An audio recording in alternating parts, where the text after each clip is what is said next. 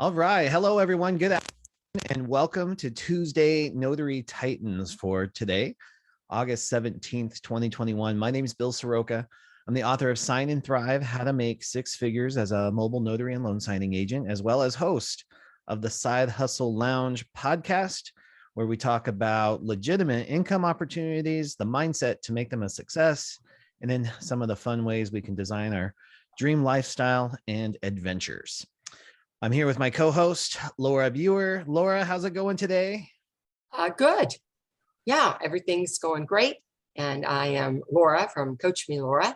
I'm also the founder of Notary Symposium, which is coming up November 6th in conjunction with National Notary Day. We have just under 50 tickets left. And we expect those to finish going off. They're going at a good clip. So if that's something you're even thinking about for November, remember November 6th is the date, and get your ticket sooner than later, because we did sell out last year and we had to turn people away.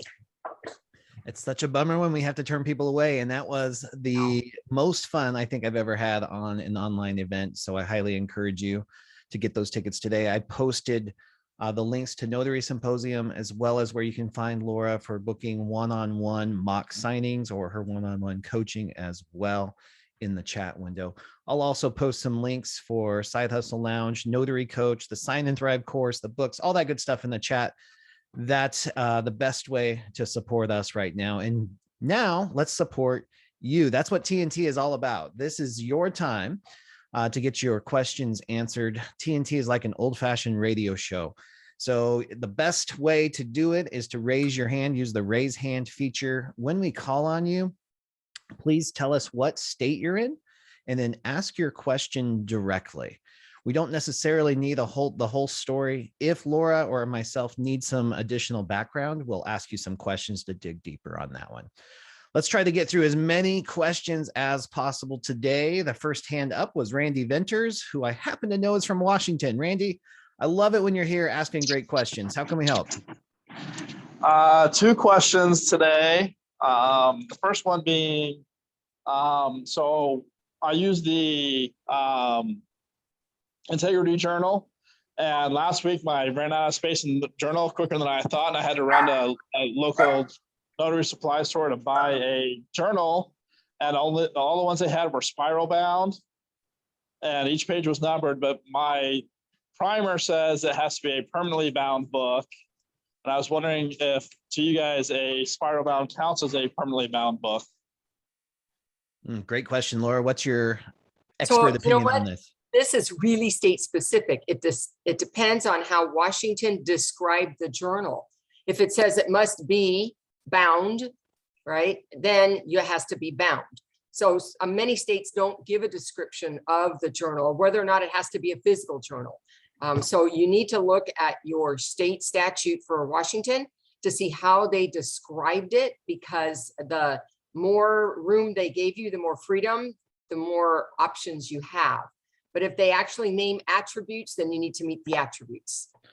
Do you think, Laura, in your opinion, is the fact if it said permanently bound or tamper evident, does spiral meet that qualification? Well, I mean, spiral, they're all bound into, instead of binding, it's a spiral metal device that keeps that book all together. My opinion is that spiral does hold it together like a binding would. What they don't want are like a notebook, a 3-ring binder where you have separate pages where pages can be pulled out of it, and that they can become out of chronological sequence or just separate pieces of paper. I think think about what the spirit of the law is trying to communicate. They want you to have a recording that is going to be usable and not challengeable in a court of law later on, where somebody could say, yeah, how do I know that was done then? Because it looks like, you know, you could mix or match. Having the pages numbered, I think, is also important. And again, it depends on how your state said you have to have it in a certain way. Beautiful. Randy, do you mind if I ask a follow-up question? of Laura? Sure. Put her right on the spot here really quick. Oh my. So if somebody found it was in this situation, Randy had to buy basically an emergency journal. It's not what he would rather use. Right. So is there a way to correct that? Can he retire that journal after 1 day of use and then buy an integrity journal, or does he have to finish that journal? No, actually, you don't have to complete a journal. You can stop it, and I've done it in the middle because it was changeover of year, and I just didn't want to finish that book. I wanted to move to another one. So you can change out when you retire it. Just draw a line that says no more here, put it away, and move on to your next book. So when you get your replacement, you could start in that one if you wanted. Crisis averted, Randy. You can order integrity journal and start where you want. I already did. It just didn't show up in time. Ah. The delay in shipping is what made me go buy another one, and I way overpaid for it. All right. What was your second question? All right. My second question is, so I had a signing last week, and the people were originally not from this country, and the male spoke pretty good English, and his wife spoke a little bit of English, and then we were actually waited till the real estate agent showed up, and they affirmed in English that they understood what they were doing, and they for each document. But basically everything that I said, either the husband translated to the wife or the real estate agent translated to both of them what the document said and what it meant. I noted that in my journal, but do I need to worry too much about that of when someone else is translating and I have no idea what they're saying? Yeah, Laura, you want to talk about that? I see you nodding your head. I think there's a couple steps here. One is, are you allowed to have an interpreter? Because there are states that do allow for that. I don't think Washington is one, but I could be wrong because I'm not looking at your statutes at the moment. So that's my first thing I would look at. The second thing is that there's a difference to me between having the real estate agent explain a document, because I'm not going to explain it. I'm only presenting it. And there isn't an issue for me with them doing that. The issue for me becomes if they have to explain what I'm doing. If they can't understand at least what the notary's there to do, and when I have to give an oath, I give it only in English and it's not repeated in the foreign language for me. Those are the things I look for. And if they can do that, I don't have an issue with them gaining more understanding of the documents themselves. It's just when it interferes with my specific job. Okay, thank you. Yep, great questions, Randy. Thanks for being here. Kristen Benbow, who is in California. Nice to see you. Yes, California. Hey, guys. Kristen? I'm going to dive down a rabbit hole of pettiness and talk about the almighty binder clip. The what? Do I need to binder clip? Oh my.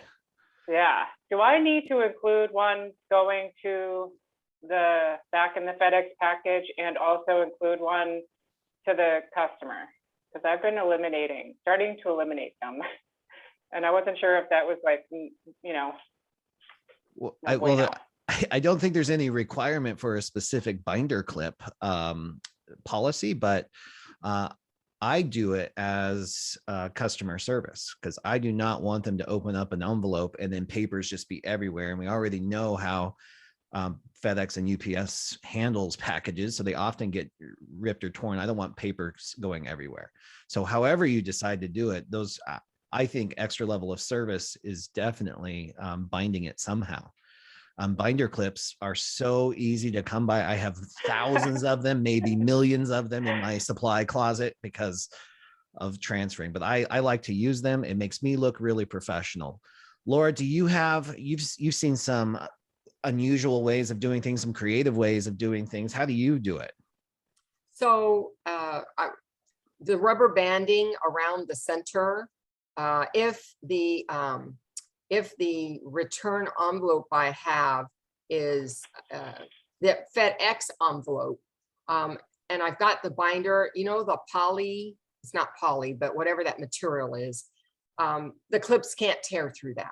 So I can use that for them. For the client, I mean, if it's not, then I use the rubber bands in the middle. For the client, I do clip them because it's just easier for them. That's such a big stack of papers. And, you know, I don't find it to be an extravagant expense.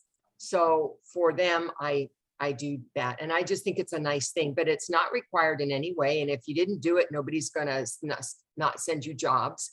It's just a nice thing to do. There's like 6 different ways in the chat that right off the bat. So I thought that was pretty funny. Okay, thank you very much. Yeah, and there you're may so be welcome. also some in the chat about things that they do. Yeah. Yeah. Yeah. Perfect. Thank you. Love it. You guys are awesome. Thank you for sharing so much information, guys. That's the real power of a group like this, is sharing information, experiences, and resources. So thank you. All right. Okay. So is it Sybil? Is it Cybele? Is Sybil? It's Sibeli. That's a hard one. I was so close. All right. So Sibeli, hi and welcome. How are you? Thank you. Hi, Bill. This is my first call. And Awesome. Nice to meet you and Laura. Nice to meet you too. What state are you in? I'm in Florida. I'm actually Miami. Okay, great.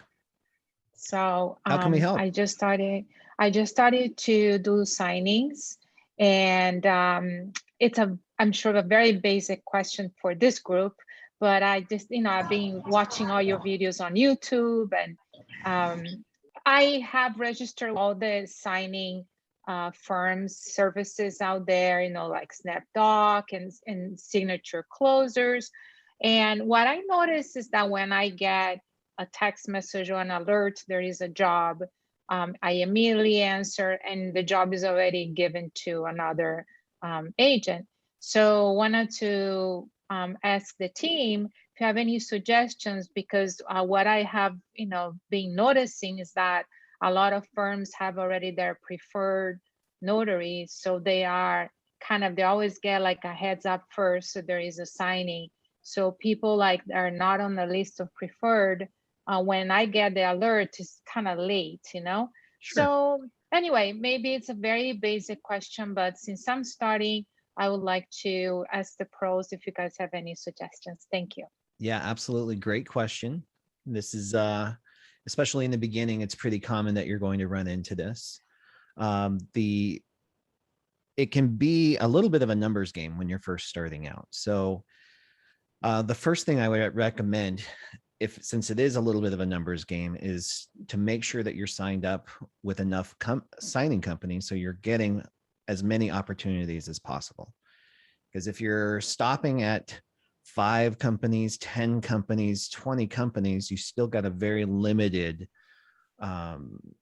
slice of the pie. There are hundreds of companies, and that's why we recommend the list from notaryreviews.org with Carrie Rivera, if you can get on there and have access to those companies. Some of them, a lot of them are on the platforms, SnapDocs in the signing order. So they'll use those, but you can still sign up with many of them directly so you can get on their radar. And then the key is to cultivate relationships. It's not just about being on technology and clicking yes on a text message. Sometimes in some markets that actually works, and you grab those signings and you go. Right now, it may not be that way in your city. So you can follow up. A lot of times when those orders come through, there'll be links to follow through, or contact information for the person actually doing the hiring or the scheduler.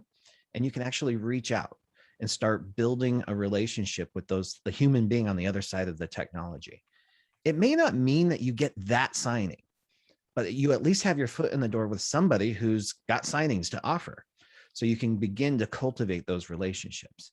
But I still find with all the coaching calls that I do, it's reliance on SnapDocs, signing order, and a few of the big companies, and then they stop. There are so many other companies out there that could get your phone ringing and dinging. So keep going that way. And Laura, I'd love to hear your perspective on this as well. Well, similar in that I don't, and of course I was a notary before they even had this technology. In the old school way, it was all about reaching out to title companies and signing services to get the jobs. I didn't have anybody to put my name and number on and wait for them to call me. So it just didn't exist. So I think thinking old school and actually reaching out, and I think what Bill mentioned, which is Carrie's notaryreviews.org is so worth the investment because you're going to have an upfront idea of what other signing agents think about that company, because not every company you want to work for.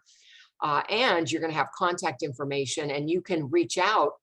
Sometimes it's as easy as going to their website and it says join the notary team. Sometimes you'll need to get to their partner management or their scheduling department or the recruiting department to get yourself part of that, and reaching out saying, I would love to be part of your team. What can I do to make that happen? I think that will move you forward into perhaps getting a call that's just to you rather than just on that list of people that are getting called. So that I'm very old school in my approach. Thank you. Sabella, does that help? I yes, it really does. I'm definitely gonna go to notaryreviews.org. And I also have, based on your recommendations and what I have heard by listening to all your videos on YouTube, I also have reached out to lawyers and title companies, people that I have a connection from my previous, work environment. Great. And of course, the first question that they ask, how many signings have you done? Which is a hard one because you're new.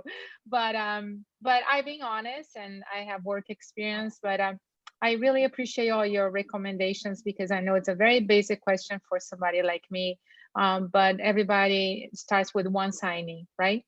Yep, the first one. And let me also recommend one other place to take a look at, and that is Sam, Signing Agent Marketing. She's out of Texas.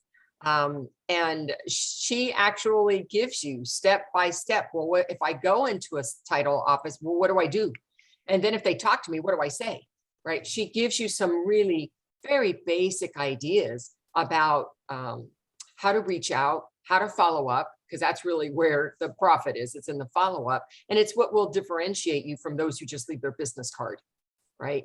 So I recommend that as well. And I think between Sam and the notaryreviews.org, you're going to have a much better leg up on getting the jobs.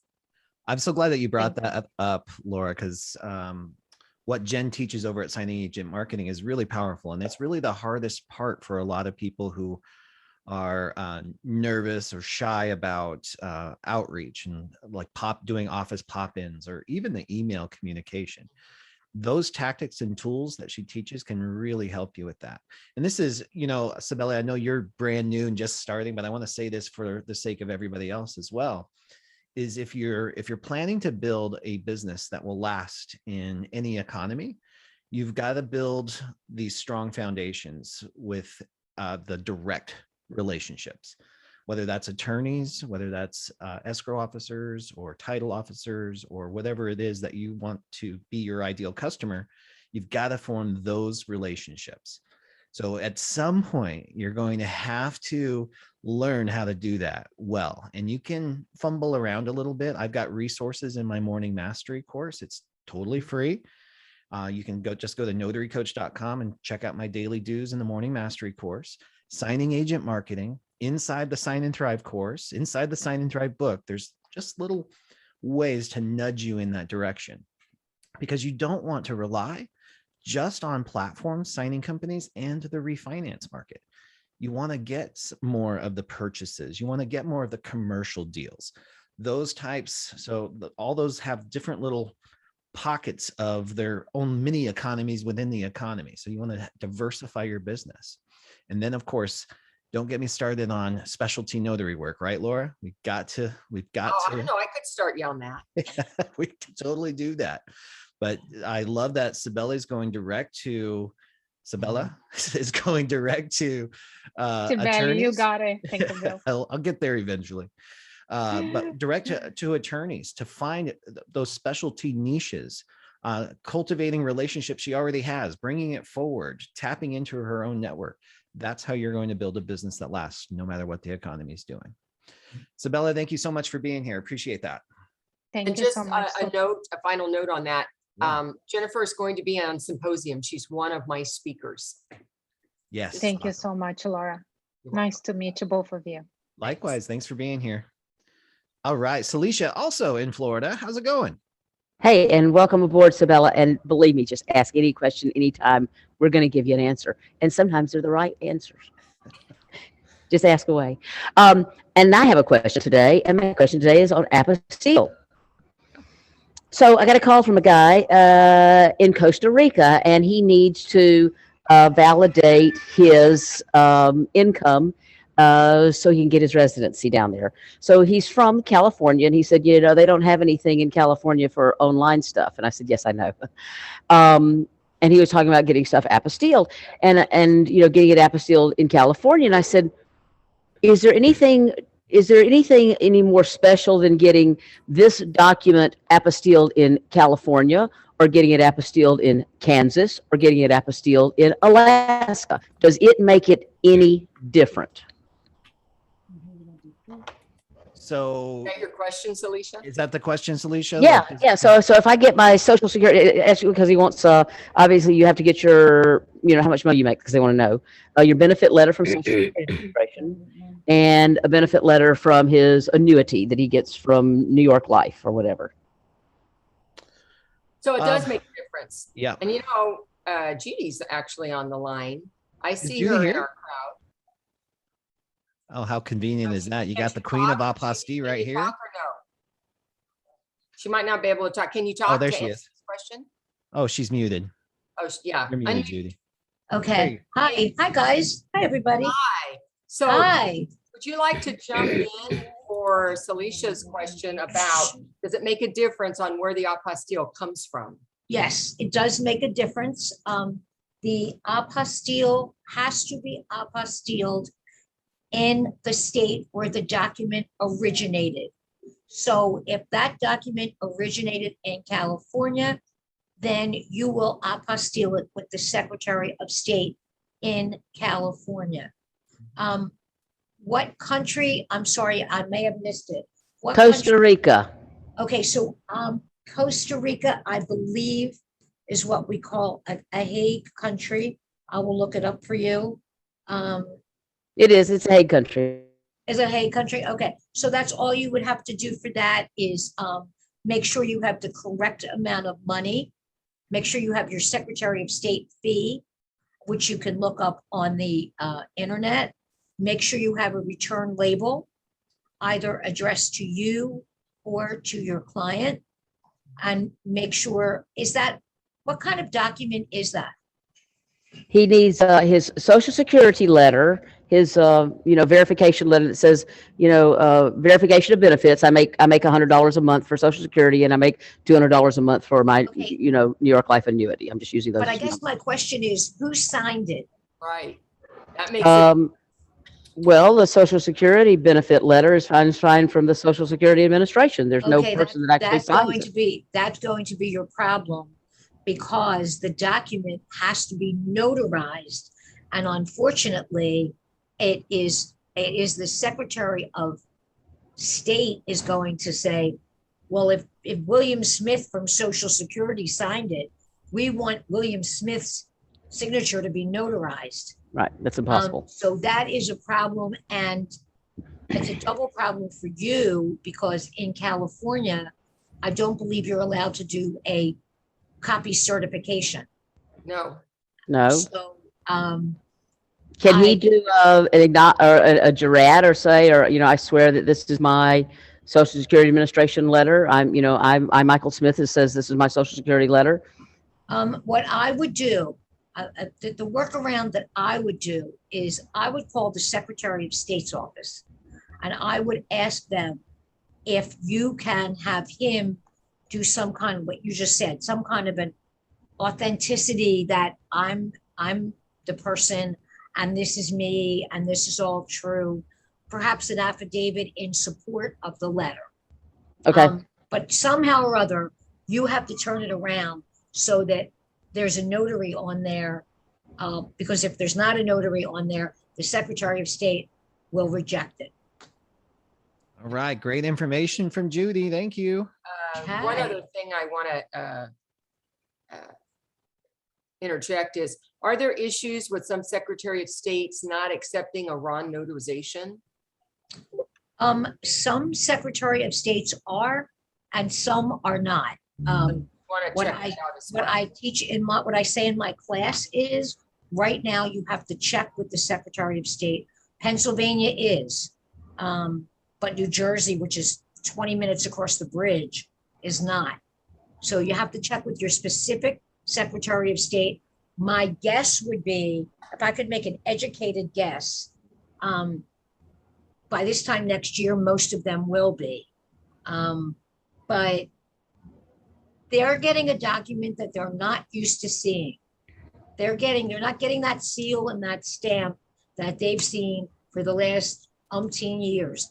They're getting a document that comes to them through email and just looks different. And some of them are not ready yet to accept that document, and some of them are. So just check with your Secretary of State. And I'm not posting guidelines. I'm not posting on my website who is and who isn't, because it's moving so fast that by the time I would post it, it would be different. So what I am telling people is check with your Secretary of State, and that's what you need to do. All right. Thank you. Awesome, Judy. Thank you so much. Thank you. Alicia, we got really lucky there. Had the queen of the apostilles or apostilles right here on the call. Thank you for being here, Celicia and Judy. Thank you. Guys, before we move on to the next question, I just want to remind everybody that coming up on Saturday, August 28th, we are doing a free to you webinar training on how to recognize a fake ID. We have a security and ID expert, Glenn Garrity, coming in, and it's totally free. You just have to register in advance. I'll type that into the search window, but if you're just listening, like on a replay or something, it's just notarycoach.com/fake, and you can register for that event. All right, next question is Flora Stallion. Thank you for being here, Flora. Want to tell us what good state you're in? afternoon, everyone. Thank Hi. you for allowing me to join in. This is my first time being with you Awesome. guys. Awesome. thank you. Welcome. What state are you Yeah. in? I'm in the state of Missouri All right. and coming up on my 1-year anniversary as a notary. Awesome. Congratulations. And I have about maybe 20 signings under my belt. Okay. And so my question is, I've seen in a lot of the packages where there's like acknowledgement certificate, just separate. Yeah. There's like typically two in the package. So I'm not really sure if I'm supposed to complete it because it's not attached to anything. Right. Yeah. Good catch. Lenders tuck those in there. They usually call them all-purpose acknowledgements, and they're just hoping that a notary will just fill that out, sign it, and seal it, and then they can use it on whatever document they might need to use it on Oh, in the wow. future. Okay. I think their intentions are pure, like it's usually for quality control and efficiency, like, oh man, the notary messed up on this one, so now but I've got a backup, I can use that one. But still, as you know, that is illegal in most or all states, Laura. It's probably all, right? You can't just All of them. willy-nilly notarize. You can't just have a loose certificate hanging out there all by itself. Yeah. Right. So the way to handle it is, you could go two different ways. I always like to be a hero to my transactions. So I'll reach out. I tend to work escrow direct though. So it's a lot easier for me to just message a escrow officer. And I just say, hey, got a acknowledgement here with no document attached to it. Did something get left out? Mhm. And they'll either say, wow, yeah, totally forgot to include the deed of trust or whatever it was with, or they'll say, yeah, the lender just includes those in hopes that you'll fill it out. And then I just let them know that that's against our state statutes and I don't do it. Okay. And I just want to add to that. I have experienced that. And how I choose to look at that as well is they're extra in case I didn't happen to have an extra. I mean, we're supposed to have those acknowledgements ourselves. Mhm. But if, especially if it comes from another state, then because I wouldn't have anybody else's certificates, just my own. And if I'm working with an out-of-state document acknowledgement, I'm allowed to use their wording. So if it's my wording, I just say, that's nice. I got some extra ones. Oh, so keep it. Else's, I Don't might send it use back in the package. Yeah, otherwise, if I don't, not going to use them because I didn't need to, I'll put them back in and that's fine. Okay. Okay, well, thank All right, you. excellent. Flora, thanks for bringing that up. Very common problem. Yeah, thank you so much. All right, thanks for being here. Let's see, Felissa or Felisa. Hi, it's Felicia. Hi, Felicia. Welcome. What state are you in and how can we help? I'm in Georgia and I'm in an attorney state, so it's been pretty hard for me to get a signing. I'm new to it and I haven't done a signing just as yet, but I've been going to like attorney offices and like car lots, just all types of things, just trying to get my name out there, you know. Yeah. I've been doing general notary, but I've been doing general notary so much that I've kind of like forgot about the signing, but I really want to do that. I don't want to, you know, just do general. Took all these classes and everything that I want to push forward with my signing, loan signing. And I was wondering if you had any tips on what I can do further than just, I was putting my feet on the pavement. I've been going out there, but I just haven't got any callbacks just of yet. And I have been signing up for signing services as well. Excellent. But just haven't been getting any call. And I was figuring because it is an attorney state that it's probably not, you know, as profitable or quick as something like Florida. Yeah, well, you definitely have some extra challenges that a lot of states don't have for sure. It's still possible and it can be done. You've got the right idea with signing up with signing companies. They have certain rules. So only certain transactions are going to come through signing companies in an attorney state. So again, it's the numbers game. But the first thing I would recommend is that you get dialed into the Georgia Notary Network with Samantha Smith. Have you done that yet? No, I haven't. Okay, so I want you to check her out. She's all over social media, and in a second I can post her information into the chat window for you as well. But thank you. She has built an entire community in Georgia, so she can help guide you along and show you the path to making this business work in Georgia. And she's got some great resources for you as well. And then Laura, what recommendations do you have? I see you nodding your head. What? Yeah, I was going to go right to her. She is another speaker on Symposium, as a matter of fact, as it so happens. But she has a great network out there. And she has, I believe, some YouTube videos out as well, specifically for people in attorney states, so that they have the right approach for that. So that's my number one recommendation, really, is to see what you can get going on with her, get that connection. It'll just be so much easier. If you can find somebody who's already doing it and they figured it out, why not connect with them? Yes, that's what I've been wanting to do. Just kind of scared, like you said, the new jitters in the stomach. I got to get rid of those butterflies, but I appreciate that. I'm going to go ahead and check out Samantha, and somebody else mentioned Alea in the chats. Awesome. On YouTube. Thank you. I appreciate it. Yeah, great resources. Thank you so much for being here. All right, Francis Kaplan, nice to see you on today. Want to tell everybody what state you're in and how we can help? Hi there. Yeah, I am in actually Tempe, Arizona. I've been on a few of these calls and they're fantastic. So I just want to thank you for offering them to everyone. I'm relatively new. I did have my first signing last week, which was probably more stressful beforehand and a little bit during than afterwards. I'm glad I got that under my belt, because it truly gives you a hands-on experience of actually what you're doing. No matter how much training you have, it's not until you're actually sitting down at the table that you learn how to do this, and particularly the flow. So I want to just say two things. First of all, I recently participated in Laura's Arizona Advanced Real World Notary Training, which was fantastic. So I just want to say thank you, Laura. That just clarified some of those notarial act pieces for me, and pointed me in the right direction as far as where to go when I have questions. And I just signed up for the Notary Symposium, so I'm very excited about that. Awesome.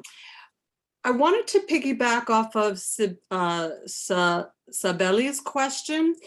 I'm signed up with like 12 different major platforms and databases and probably close to 100 signing services, many of which are on Signing Order and SnapDocs. I haven't counted, but I think that's where I'm at. And I'm planning to sign up, if I can, with all 900 that are on Carrie Rivera's list. But here's the thing, and I think it might have been you, Bill, or somebody who said that while you want to sign up with all of them because you know, people buy properties in other states. Oh, I think it was oh God, I just went blank on his name from Notary Stars. But that it's ideally in terms of building relationships with the signing service companies, you want to look for those that have more work, tend to have more work in your area. So the biggest challenge I'm finding is, other than just looking at those lists and saying, okay, these 7 or 8 or whatever are based in Arizona, like, are those the only ones that have a lot of work in Arizona? And if not, how do you figure out which ones that are not based in Arizona have more assignments in your area? Yeah, that's a really great question. And sometimes it can be a little hit or miss, but I can tell you why it doesn't matter as much as where the signing companies are located. Is these signing companies can have clients everywhere. You know, I know a big company that's based here in Phoenix, but a lot of their business, most of their business is in Texas.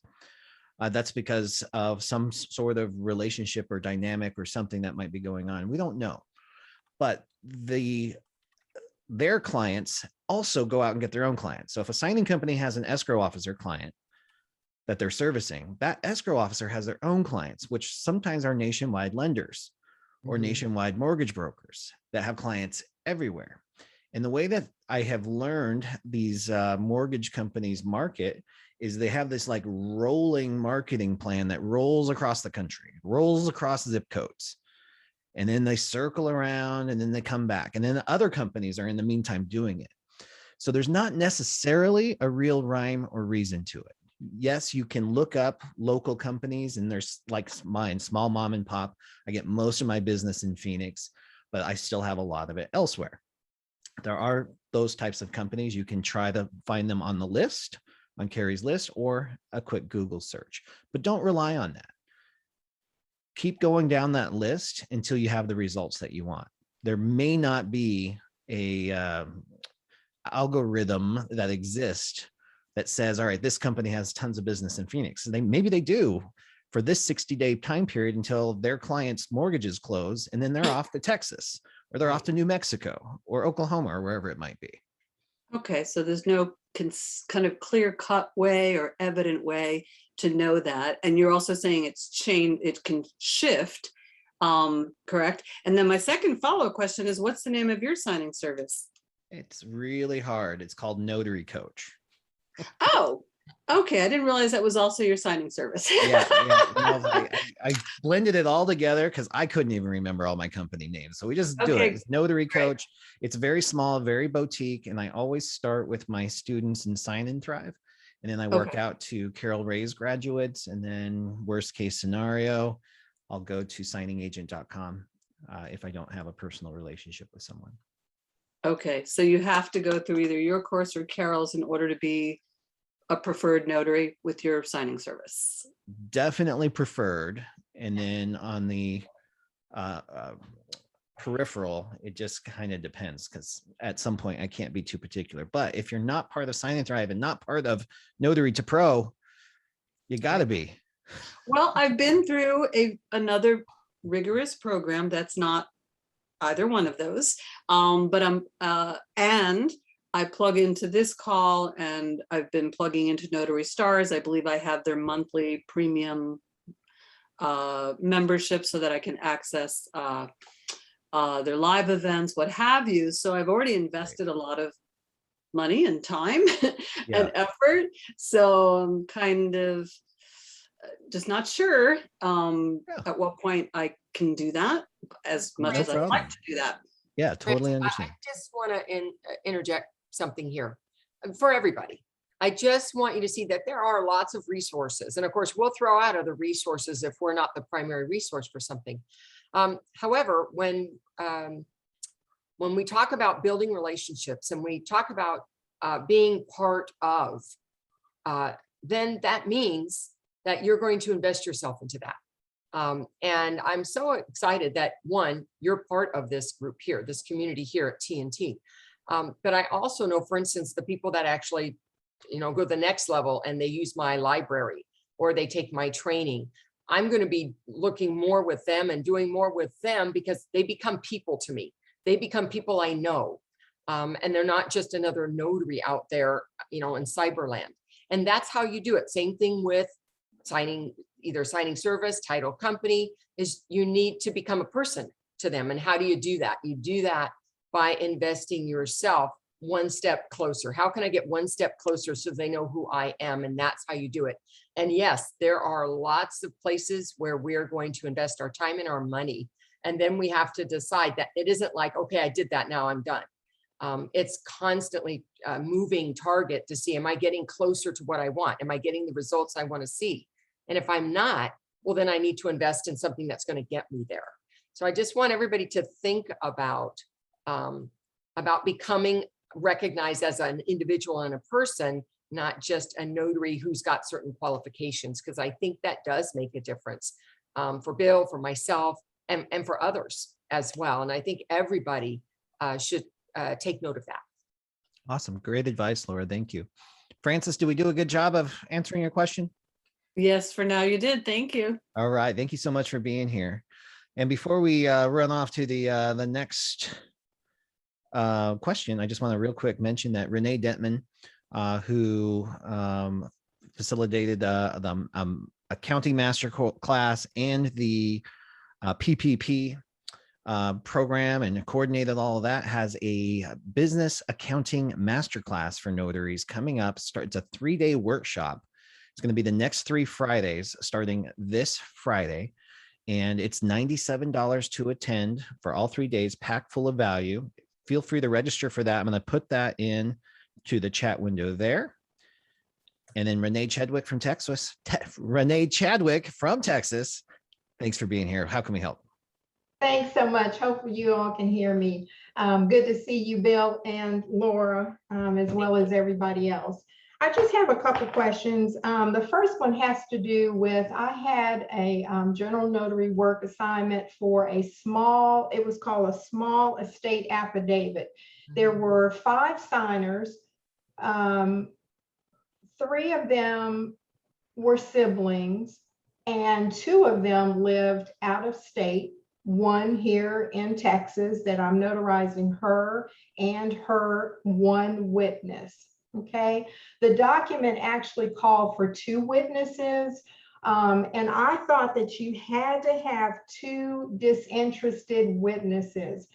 We spoke with the lady's attorney. She said, no, you only need this one witness, and so you just leave everything else blank. They're already going to sign where they are, and you'll just sign for your client and their one witness. And that's what I did. But I just want to get a clarification. Do you have to have 2 disinterested witnesses in a document? The attorney said that only goes for wills. So I got a little concerned about that. Laura, what say you? Yeah, so that is, first of all, it is true that it could be 1 or 2 witnesses, but what determines is what the requirements of the document are. A will requires 2. Another document may only require 1. And so look at what the document's telling you. If the document says she only needs 1, then that's all she needs. If the attorney, you actually had a conversation with the attorney and the attorney says, look, we only need 1. I know the document says 2, but we only need 1. I'd mark it in my journal. Attorney said only 1 witness. Because guess what? The witness is not the notary's job. How many witnesses are there? That's the signer's job. The document's supposed to tell us what to do there. It's not for us to make that determination. Okay, because I got confused because there were 2 witness notarial certificates, but I only did the 1 because that's what the attorney said to do. And the other witness was out of state. They were in another state. And I did notarize that all in my journal. So just so I'm clear, you had a signer for whom you needed to notarize her signature, and then you had a witness for the signer to watch the signer to sign her document. Am I correct so far? Yes. Okay, and If then that's it considered a also- disinterested witness, then yes. Yes, and that disinterested witness, did that person need to have her signature notarized as well as your primary signer? Yes, I had to give her an oath. It was both of Okay. them. All right, so it was an oath for both of them. And so in the certificate, you named them both. You performed 2 notarizations, basically. That is correct. Well, it And sounds the like- other, I'm sorry, it sounds like you did what was instructed. right, I just got confused because there was another area for another disinterested witness, but they were in another state. So. I Okay, let- I let but them if you get fight. direction from the attorney or that says this is all we need, you know, they're in charge of the document, not us. We're just Okay. in charge of the certificate, but I think it was great that you reached out to find out. Okay, I so think that we was always important. kind of follow what the attorney's advice is, if we have to contact one. Yeah. Okay, my other question simply is, I do get quite a few requests for these cash refis. And so I haven't responded to one yet because I'm not quite sure what I actually need to do. I know I need to be in a title office or attorney's office, but as far as collecting money or anything like that, can you just kind of talk briefly about that? Yeah, so there's these are not different than any other loan signing that you would have. The difference is that in Texas, they require cash out refis or home equity lines of credit, HELOCs, to be signed in either a title office, attorney's office, or the lender's office.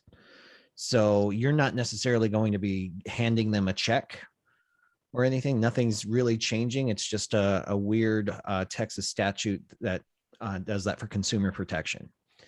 So if funds were somehow required, it would be just like on any other transaction where they have to deliver a cashier's check for the funds. But the fact that it's a cash out probably suggests that they're not going to owe you any money. So you wouldn't be collecting anything. Right. Okay, and so I really need to connect with some other attorney or lender's office, whatever, to do that in. Yeah, if you there's a huge opportunity here because there's so many Texas notaries that struggle with this, and because it's an extra step in relationship building. But there are attorneys out there. I've heard some amazing stories of attorneys that are just starting out.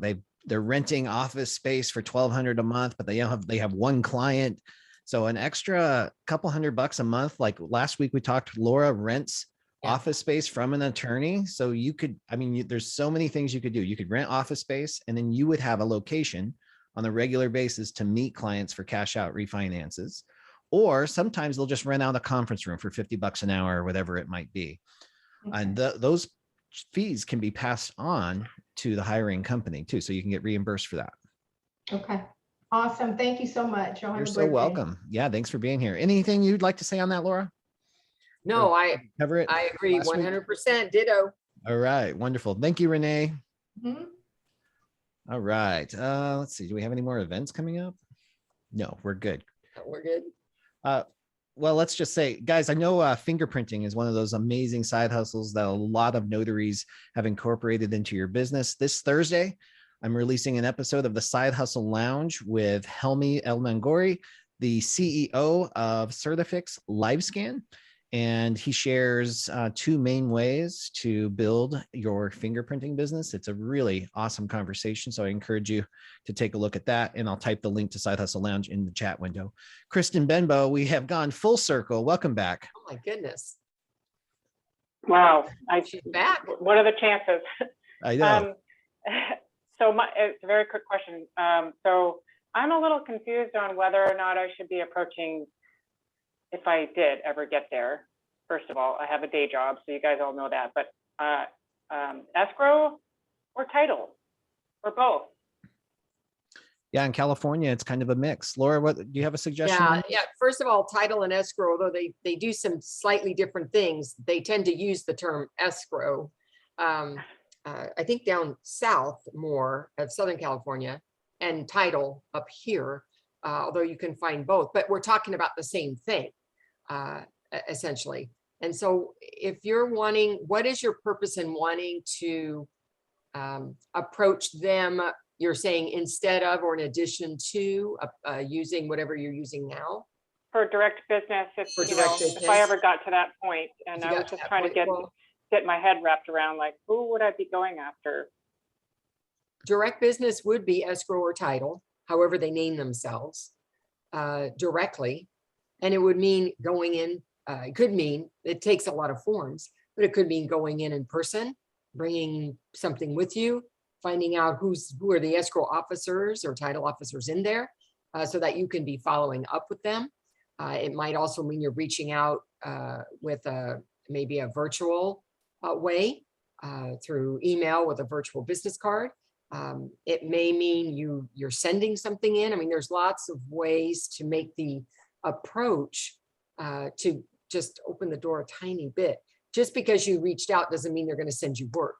Then Yeah, the no, work it's not becomes, that. It's yeah, just my building. confusion between the two. Like, are they doing both jobs, or A lot of times they're connected, or they're within the same office, or they're connected with two different offices. So, Kristen, the way that I have found in conversations with other California notaries is escrow is the one that's responsible for the disbursement of funds. So they're the ones that are usually hiring us. However, they have a title division, but there's title officers that can also do the escrow work too. So if I had to like decide, I would start with escrow because that's very clearly that's the role. And then you might find as you go work down your list that there's some title people that make the same decisions and do the same type of thing. But start with escrow, work to title, and then you can good idea. Go from there. Okay, thanks. Yeah, you're welcome. Great question. Debbie H in California. Hi, Debbie. Hi, thank you so much. I love these sessions and I attend as often as I can. Awesome, me too. I came across a package earlier this week and the notarial certificate was in a column format, like in a newspaper. And there were two columns, one for the signer's signature and then the notarial certificate. It had all the right pieces and wording. It had the box, it had the venue, etc. But it was just in a format I had never seen before. Have you encountered that before? Laura, have you ever seen that? No, I haven't, but you know, there isn't anything to prohibit it as long as you've got all the right elements, they're all right together, and he's just signing over. He's signing to the side as his signature to his document instead of above, is what you're saying. Well, the document was on a prior page. So these were the two signatures and then the notarial certificate wording, but in a column format. And there was plenty of space on the page to do it horizontally with the signatures above the notarial certificate. And it was just a weird format. Yeah. Maybe they had a print issue. I really don't see that. Haven't seen that, but if I did, I wouldn't have a problem using it. I would just verify my elements are all there. Yes. Yeah. They were. Okay. Thank you very much. Yeah, no problem, Debbie. You know, I'm a huge fan of creativity, but I wish they would leave the certificates alone. Just give us some consistency, something that we can count on. Debbie Gillis, thank you for being here. You want to unmute? Tell everybody what state you're in and how we can help.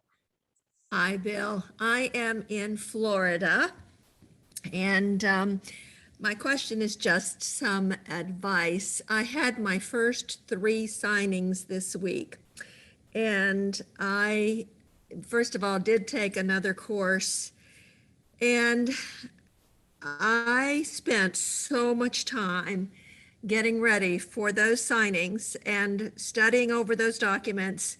There was so much anxiety. I was really surprised because my former career, I have a lot of experience in speaking and presenting, but I really spent a lot of time.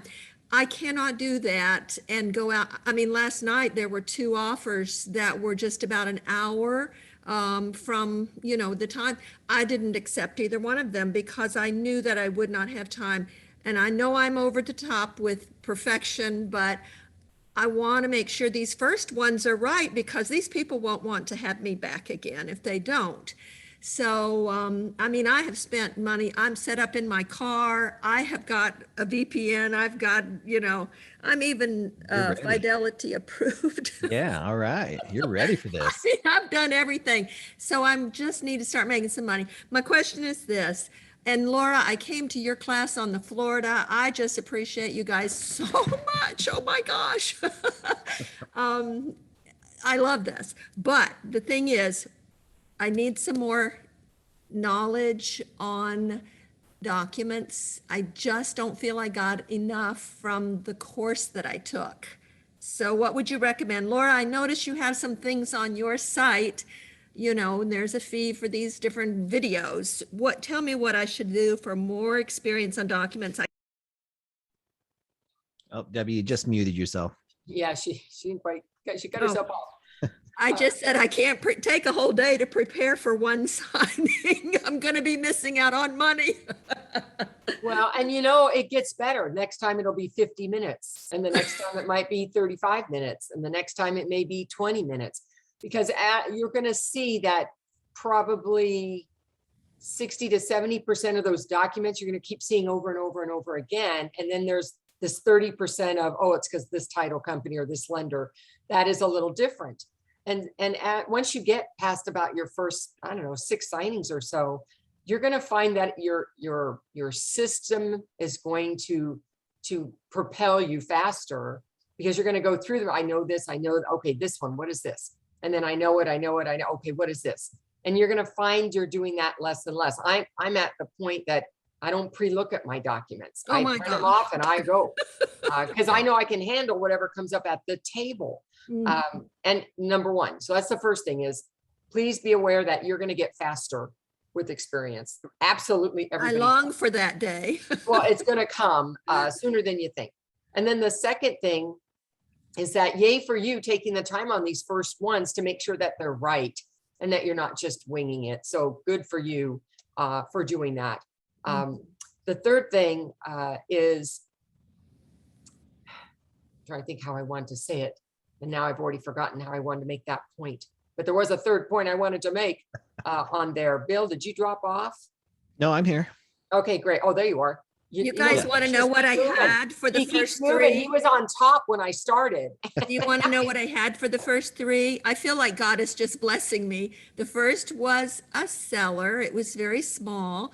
The second was a HELOC. And the third was a construction loan with 1 year interest only. Then they were locked in for 6, and then it went to the variable. And actually that third one I think was the best that I did. Well, Bill, what do you think about her timing? Yeah. So Debbie, first off, the fact that you're nervous beforehand and you want to do a good job is actually a really good sign. And I can tell you're using that to fuel yourself into this. And it's like, embrace that. You care about the quality of your work and the impact that you have, this role that you have. So own that. And then the other thing is exactly what Laura said. You do get better with every single appointment if you use every single appointment as a learning experience. There are loan signing agents that have been doing this for 20 years, but they are still doing it the way they did it wrong 20 years ago. Yeah. And that does not make them really good signing agents. I have learned that lesson the hard way with my signing company. Use every single appointment to refine and get better. That's Kaizen, constant continuous improvement. And having a system where you do the same things before each signing, during each signing, and after each signing will change your life.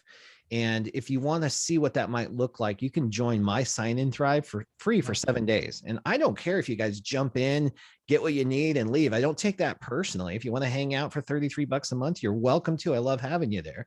But if you're looking for something specific, scripts to certain documents, practice documents, jump into Sign In Thrive, get what you need, pop back out if you don't want to spend the $33 a month. Like I said, I don't take it personally, but if you want to hang out with us. But there are systems, there are little things that you can implement after every single appointment. And that will make all the difference. And it might take 6 signings. It might take 50 signings.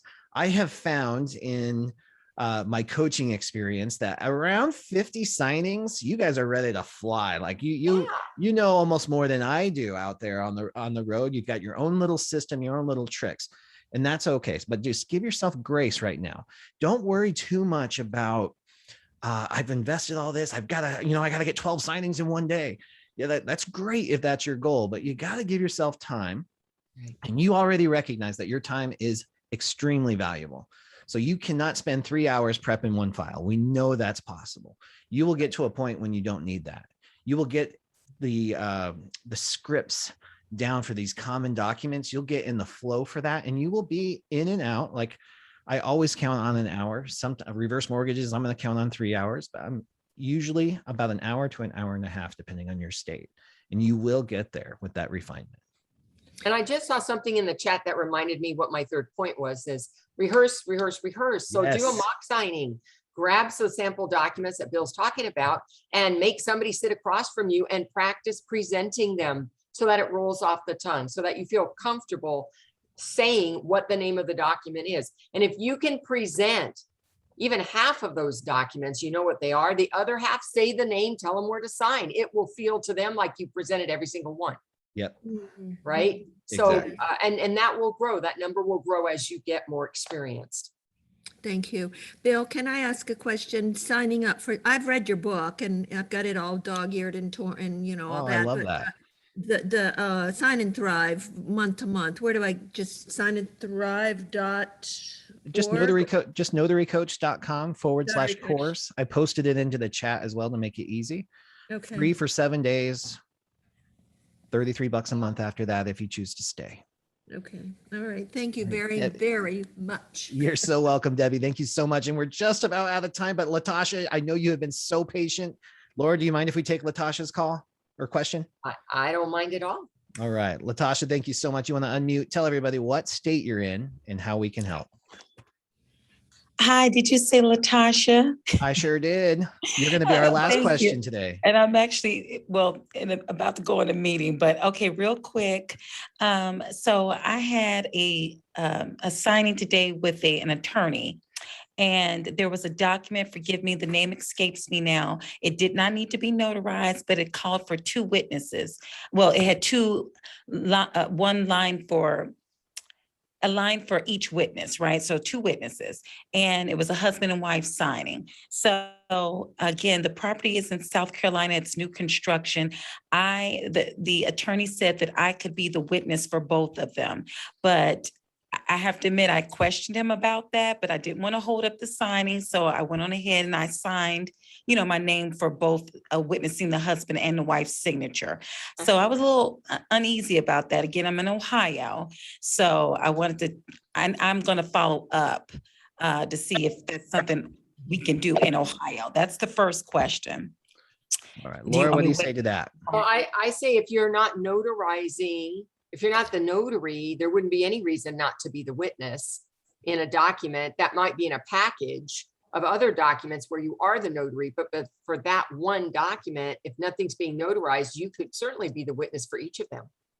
Okay, great. And then lastly, the other question is, and I think someone else mentioned this earlier, but then I got a phone call, so I didn't hear the whole response, but I had a reverse mortgage. It was my first one. It was last week, I believe, a week and a half ago now. And it was one of those notary acknowledgement documents that it wasn't, I'm like, what is it attached to? However, it had a barcode on it, and it was following the 4506T documents. And again, this was I'm sorry, it wasn't a reverse mortgage. It was a refinance, and it was for a couple. It was a refinance. So initially, I did not want to sign it and fill it out, but I did it anyhow because I didn't want to hold up, their funding and whatnot. And it did have a barcode on it. So I'm a little uneasy about that. Maybe I should have placed on there at the bottom, see attached, because it was just me acknowledging the borrower's signature. I'm not sure I fully understand that. Laura, did you? Yeah, well, it sounds like you made an assumption that the acknowledgement that happened to be the next page after the 4506T was what it was related to, and that the signatures on the 4506T is what you were acknowledging. Is that, do I understand that right? That's what it seemed, yes, that's what it Okay. appeared to be, yeah. And were the page numbered at the bottom at all, like page 1, page 2, besides the bars? I can't remember now, Laura, I'm sorry, I don't No, that's remember. okay, but that's what I would look for to see. I mean, the 4506T, it's not a notarized document normally. I'm not saying it can't be. It could be. It's just not typical. And so I would look to see if there are any other clues. For me, a clue would be if it said page 2. If we had page 1, page 2, that would tell me, okay, this belongs to that. I don't know why they're asking for it, but okay. If you decided to do it, then I would have named on the bottom of it, of that certificate, what document you were putting it with. Okay, so I'll know for next time, because I'm afraid that they tried to do me like what Bill said earlier, just have this general notary acknowledgement, just attach it to anything, you know, so. Okay, thank you. Love you guys. All right. You're welcome, Latasha. Thank you so much for being here. Guys, we're going to go ahead and wrap up here. If we missed your questions, I apologize. See us next week, next Tuesday at 12 p.m. Pacific time. And if you're looking to protect your business, Phil Shannon from Legal Shield is hosting a free Zoom immediately following the TNT call. I have posted that link into the chat, and I will again because we got lots of thank yous in there. Thank you guys so much for growing yourself and your business on a Tuesday. I know Laura and I love this time with you. All right, you guys have a great week. Thanks. See you next week. Bye.